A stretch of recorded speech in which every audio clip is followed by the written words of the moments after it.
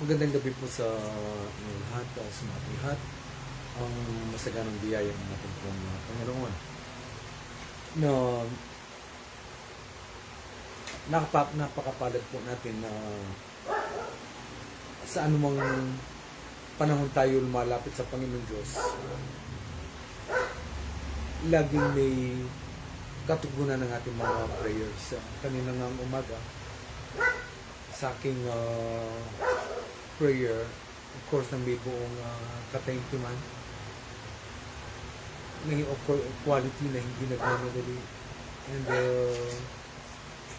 nagbigay ng pagpapala ang Panginoon Diyos. Hindi naman diretso sa akin, kundi sa isa sa mga member ng aming family. Kaya nga, sinasabi ng salita ng Panginoon, you have not because you ask not. Hindi ba sa atin hindi nagtatamo ng pagpapala sapagkat hindi tayo marunong magsipaghingi. Pero kung marunong kang humingi, tandaan mo ito. Jeremiah 33:3 sinasabi, call unto me and I will answer you. Tumawag kayo sa akin at tutugunan ko, kakatagpuin ko ang mga panalangin mo. Kaya nga, of course, ang pagtugon ng Panginoon, favor and blessings na itunuturing. Sinasabi din ng James 1:17, every good and perfect gift comes from the Lord.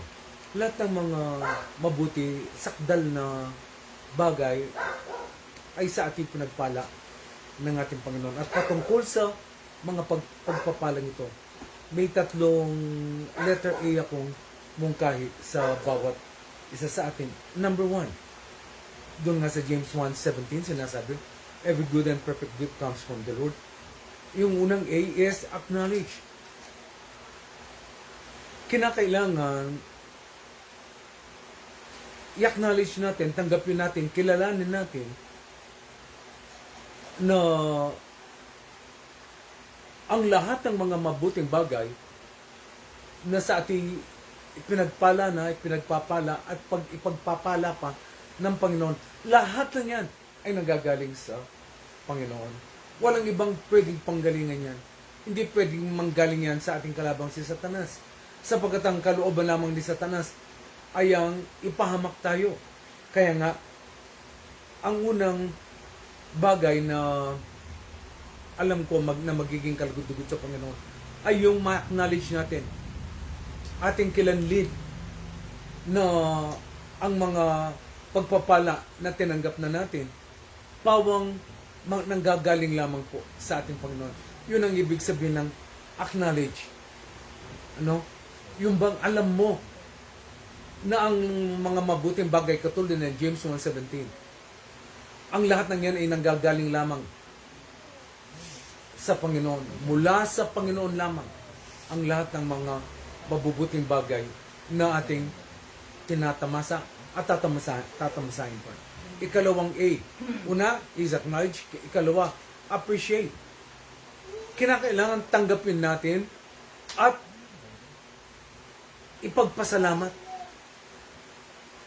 ang mga blessing, mga favor na sa ating pinagpala at ipagpapala pa ng ating Panginoon. Sinasabi sa salita ng Panginoon, we've been blessed with all spiritual blessings in the heavenly places. Ang ibig sabihin nito, praise God from whom all blessings flow. Purihin ang Diyos na pasalamatan siya.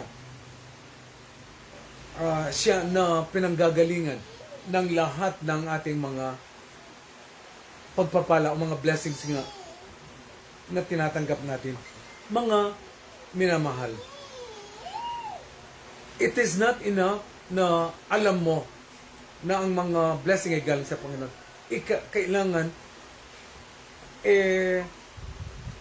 matuto tayo na purihin ang Diyos, pasalamatan siya sa mga pagpapalang ito. Hindi yung tatanungin ka,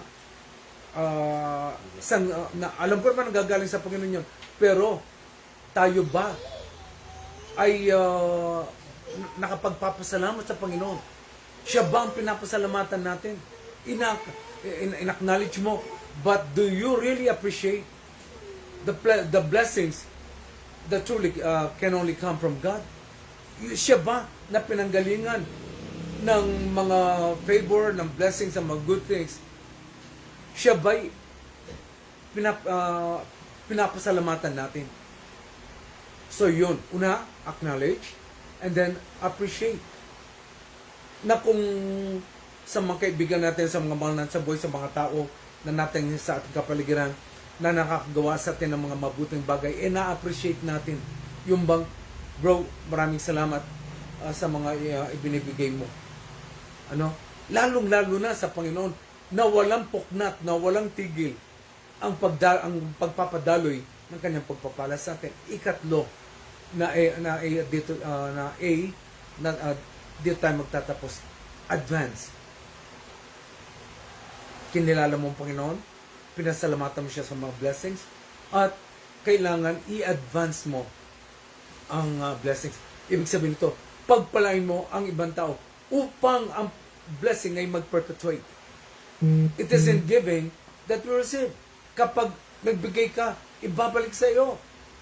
Yan ang sinasabi ng salita ng Panginoon. Give and it shall come back to you. Pressed down, shaken together, and overflowing.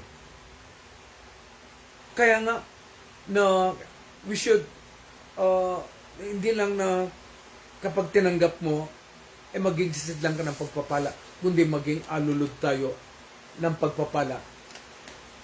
At ang katangian yan, ang siyang tinitingnan ng Panginoon upang tayo ay pagkakatiwalaan pa ng dagdag pang pagpapala. At yung mga di masayod, maarok na pagpapala, di masayod ng ating kaisipan, ang siyang sa ating pagkakaloob ng Panginoon. Nasabi ko nga sa aking mga pamilya kanina, ako, pinangakuan ako ng sasabihin ko, napakagandang sasakyan. Hindi ko inaasahan to, hindi sumagi sa aking kaisipan. Pero inaangkin ko ang pangakong ito na sinabi sa akin, at gayoy pinagpapasalamat ko na ito. Una, doon sa hiniko ng Panginoon.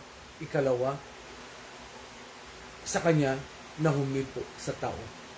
Of course, hindi naman tayo mapapagpala ng ibang tao kung hindi rin sila pagpapalain ng Panginoon.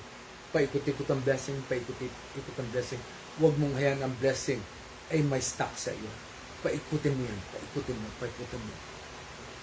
I-advance mo sa iba, and then ibabalik sa iyo pagdating ng panahon. Ecclesiastes 11:1. Cast your bread upon the waters. Ibigay mo.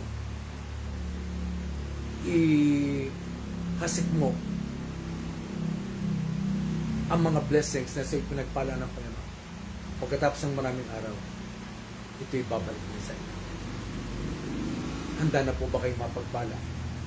Tandaan niyo, acknowledge mo, appreciate mo, pasalamatan mo, and then, ikatlo, i-advance mo sa ibang tao. Pagkatapos ito, babalik na naman sa iyo. Magandang gabi po, pagpapalain tayong lahat ng ating Panginoon. God bless you. Amen.